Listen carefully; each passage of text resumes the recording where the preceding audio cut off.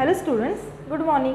See, we are learning your topic observing space telescope, which is topic number 18 from your science and technology 9th standard textbook. पहा आपण तुमचा जो science and technology या 9th स्टँडर्डच्या टेक्स्टबुकमधला 18वा topic आहे तो आहे observing space telescope. तो बघतोय. बघा आजच्या व्हिडिओ लेक्चरला सुरुवात करायच्या आधी प्रिव्हियस व्हिडिओ लेक्चरमध्ये आपण काय पाहिलेलं आहे ते एकदा रिवाइज करूयात आणि आजच्या व्हिडिओ लेक्चरला सुरुवात करूयात. See, in previous video lecture we have seen the information about difference between space and sky. What is the basic difference between space and sky, student? Space, it is nothing but it is a empty space of a universe, okay, or it is a empty place, or it is a empty area which is not in used, okay. And what is a sky? Sky is nothing but it is a space, okay, it is a space when you can see, or when you can look up from the earth, you can see various kinds of stars, sun, moon, planet. हे आपल्याला दिसतं, त्याला आपण काय म्हटलेले आहे? Sky असं म्हटलेलं आहे. स्कायला स्काय का म्हणायचं याचा डिटेल स्टडी मी तुम्हाला मागील व्हिडिओ लेक्चरमध्ये सांगितलेलं आहे, किंवा मागील याचा डिटेल जे काही होतं हे मागील व्हिडिओ लेक्चरमध्ये आपण सांगितलेलं आहे. आफ्टर दॅट जो पॉईंट आपण बघितला तो म्हणजे होता space observation. What is the space observation आणि what is the importance of space observation याची देखील माहिती घेतलेली आहे.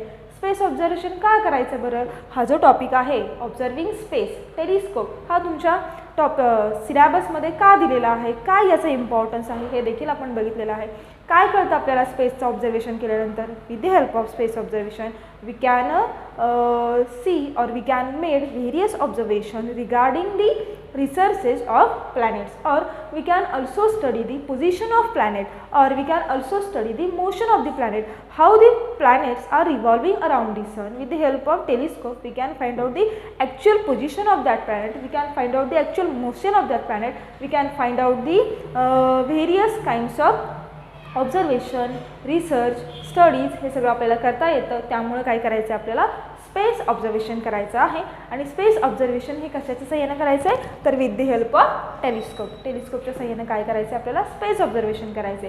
C, in previous video lecture आपण हे 3 पॉईंट्स पाहिले. What is mean by sky, what is mean by space, and what is mean by the space observation, and what are the importance of space observation. Okay, space ऑब्झर्वेशनचं importance काय आहे हे आपण बघितलेलं आहे. In this video lecture we are going to start very easy and simple point, and that one is nothing but the forms of light. Okay, different forms of light. आता कोणकोणते forms of light असतात? आता तुम्हाला तर माहिती आहे. तुम्ही म्हणाल की कुठले फॉर्म्स ऑफ लाईट असतात? लाईट तर आपल्याला माहिती आहे, रेग्युलर लाईट जी आपण डोळ्याने पाहू शकतो, पण स्टुडंट्स काही अशा देखील लाईट आहेत किंवा काही अशा देखील रेडिएशन्स आहेत की ज्या आपण we can't see with the help of our naked eyes. ते आपण आपल्या डोळ्यांच्या साह्यानं बघू शकत नाहीत. अशा कोणत्या इनविजिबल रेडिएशन्स आहेत त्याचा देखील आपण स्टडी करणार आहोत. So let us start with the point, and that point is nothing but the different forms of light.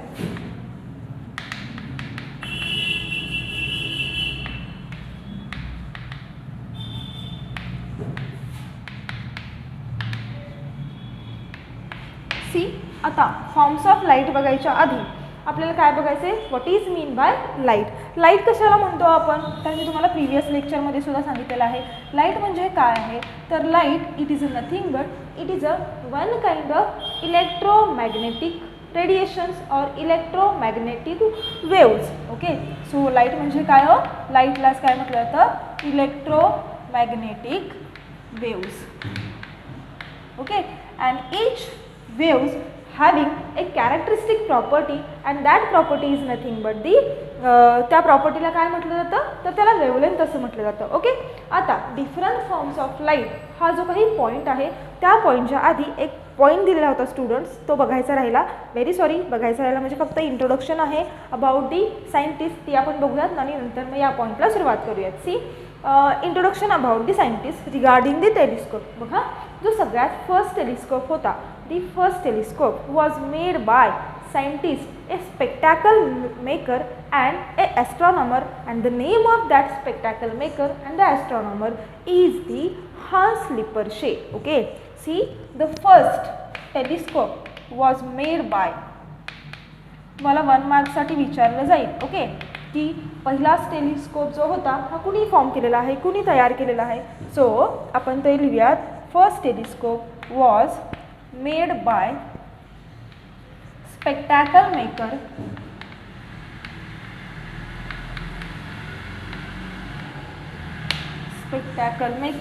and a astronomer. And what is the name of that astronomer? Hans Lippershey.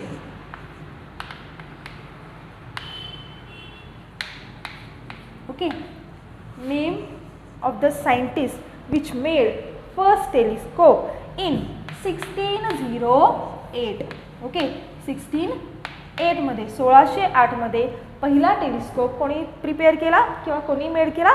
Hans Lippershey या सायंटिस्टने made केलेला आहे. C he was done और he was took up two lenses, okay, in front of behind one another, and he find out that, or he concluded that we can observe the object which is the object present in the longer distance from a smaller distance, which is जे काही object longer डिस्टन्सवरती आहे ते object आपण जवळून पाहू शकतो. हे त्यांना कोणी सांगितलं? तर हान्स लिपरशे या सायंटिस्टने सांगितलं.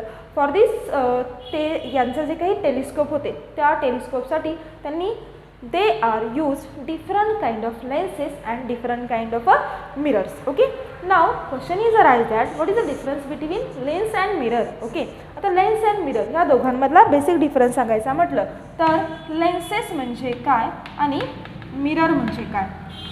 सी लेन्स, लेन्स कशाला म्हटलं जातं? तर याला मराठीमध्ये स्टुडंट्स तुम्हाला माहिती आहे काय म्हणतात? तो भिंग असं म्हणतात. तर मिरर म्हणजे आरसा. आता ह्या दोघातला बेसिक डिफरन्स काय आहे? तर lens it is a nothing but or lens which having two transparent medium. Okay, ज्याला दोन्ही बाजूला काय असतं? ट्रान्सपरंट मीडियम असतं किंवा ज्याच्यातून दोन्ही बाजूला आपण बघू शकतो त्याला म्हटलं जातं लेन्सेस. ओके, आणि मिरर कशाला म्हटलं जातं? मिरर म्हणजे mirror is known as which having one side transparent medium and one side with the covering. Okay, एक बाजू कशी असणार आहे? ट्रान्सपरंट असणार आहे आणि दुसरी बाजू कशी असणार आहे? त्याला कवरिंग असणार आहे, त्याला म्हणायचं आहे मिरर. दोघांमधला बेसिक डिफरन्स समजलेला आहे. लेन्सेस म्हणजे काय? Two transparent on the both side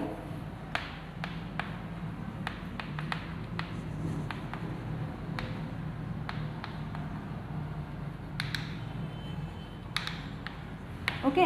इथं काय असणार आहे? वन साईडला transparent medium and another side cover with or covered. Another side is a covered. त्याला काय म्हणायचं? लेन्स असं म्हणायचं. सी, तर फर्स्ट टेलिस्कोप कुणी फाइंड आउट केला? तर Hans Lippershey. After the Hans Lippershey the second telescope which is used for the observation of space, that one is made up by the scientist Galileo. Second telescope किंवा तिथून पुढे जी काही discovery झाली टेलिस्कोपची ती कोणी केलेली आहे? तर गॅलिलिओ या सायंटिस्टने.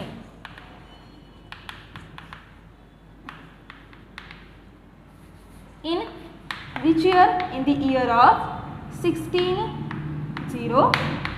लगेच एकाच वर्षात जी सेकंड टेलिस्कोप फाइंड आउट केला for the observation of space and that telescope is known as space telescope.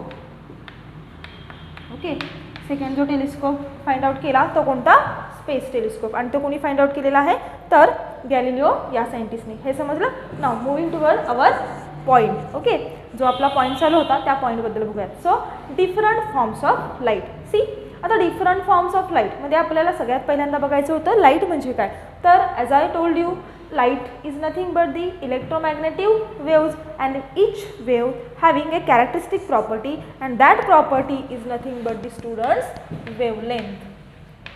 Okay, प्रत्येक लाईटची एक कॅरेक्टरिस्टिक प्रॉपर्टी असते.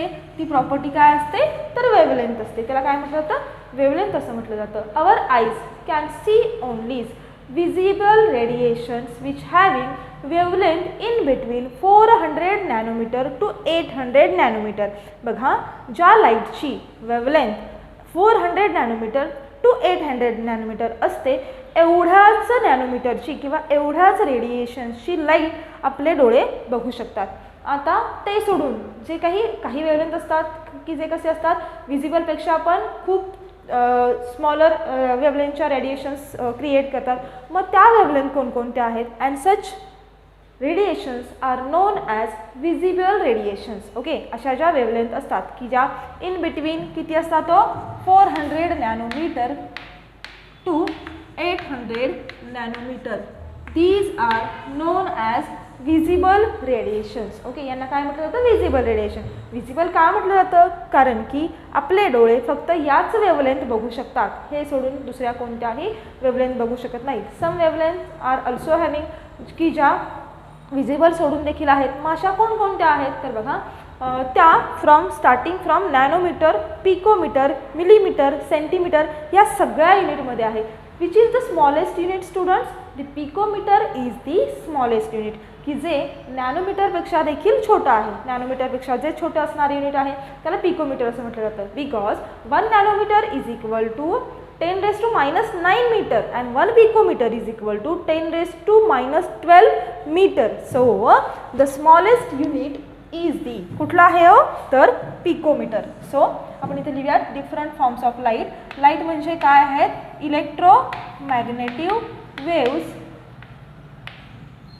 ते आपण लिहिलं आहे तिकडं. आणि त्यांची प्रॉपर्टी काय आहे हो? Wavelengths. Okay,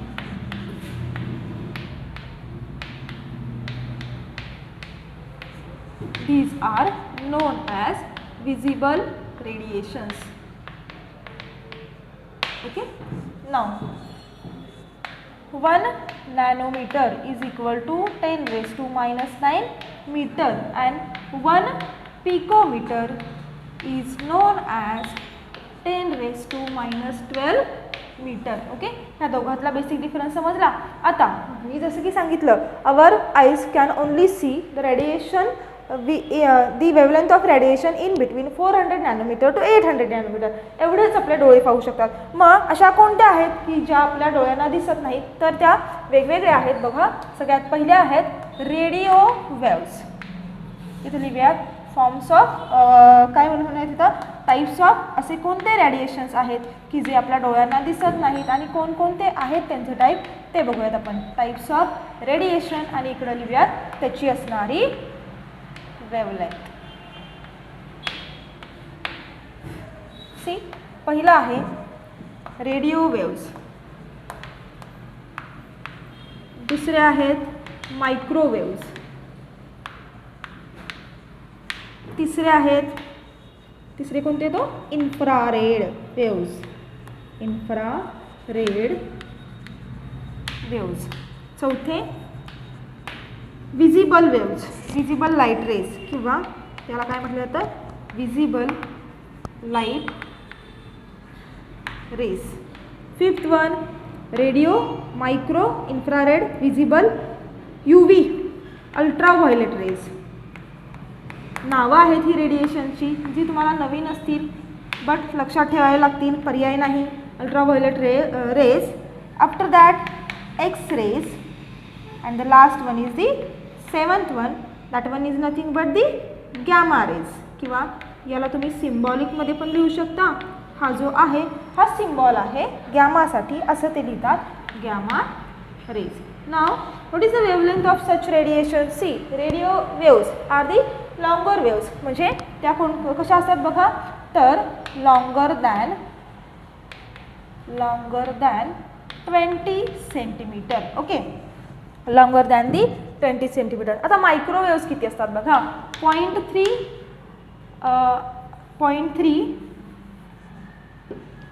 micrometre, 0.3 micrometre to 20 centimetre. Okay, after that infrared ज्या आहेत त्या किती असतात ते बघा, 800 नॅनोमीटर, 800 नॅनोमीटर टू 0.3 mm.